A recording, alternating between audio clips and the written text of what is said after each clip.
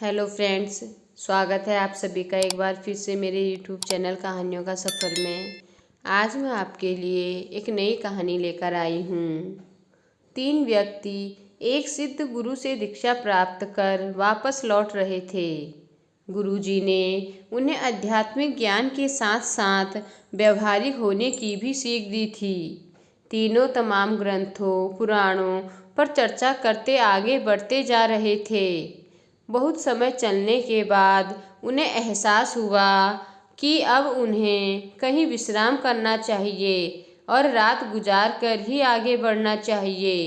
वे एक जगह रुके और खाने की पोटली खोली, पर दुर्भाग्यवश उसमें एक ही रोटी बची थी। तीनों ने सोचा कि इसे बांटकर खाने से किसी की भूख नहीं मिटेगी। अच्छा होगा कि कोई एक ही इसे खा ले।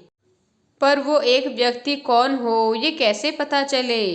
चूंकि वे आध्यात्मिक अनुभव कर लौट रहे थे, इसलिए तीनों ने तय किया कि इसका निर्णय वे भगवान पर छोड़ देंगे।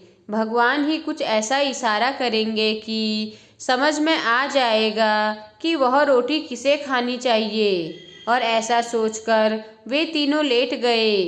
थके होने के कारण जल्द ही सबकी आंख लग गई। जब अगली सुबह वे उठे तो पहले व्यक्ति ने कहा, कल रात मेरे सपने में एक देवदूत आए। वे मुझे स्वर्ग की सैर पर ले गए। सचमुच इससे पहले मैंने कभी ऐसे दृश्य नहीं देखे थे।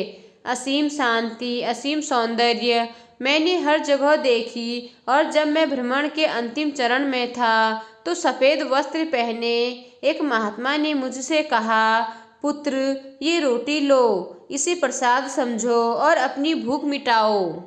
पहले व्यक्ति ने अपनी बात खत्म की ही थी कि दूसरा व्यक्ति बोला, कितनी अजीब बात है, मैंने भी बिल्कुल ऐसा ही सपना देखा। और अंत में एक महात्मा ने मुझे स्पष्ट निर्देश दिए कि मैंने जीवन भर लोगों का भला किया है, इसलिए रोटी पर मेरा ही हक बनता है। उन दोनों की बातें सुन तीसरा व्यक्ति चुपचाप बैठा था। तुमने क्या सपना देखा? पहले व्यक्ति ने पूछा। मेरे सपने में कुछ भी नहीं था। मैं कहीं नहीं गया और न ही मुझे कोई महात्मा दिखे। लेकिन रात में जब एक बार मेरी नींद टूटी तो मैंने उठकर रोटी खा ली। अरे, तुमने ये क्या किया? ऐसा करने से पहले तुमने हमें बताया क्यों नहीं? बाकी दोनों ने गुस्से से पूछा। कैसे बताता? तुम दोनों अपने सपनों में इतने दूर जो चले गए थे, तीसरे व्यक्ति ने कहा। और कल ही तो गुरुजी ने हमें बताया था कि आध्यात्मिक ज्ञान के साथ साथ व्यवहारिक ज्ञान का महत्व समझना चाहिए। मेरे मामले में भगवान ने जल्द ही मुझे संकेत दे दिया था कि भूख से मरने से अच्छा है कि रोटी खा ली जाए, और मैंने वही किया।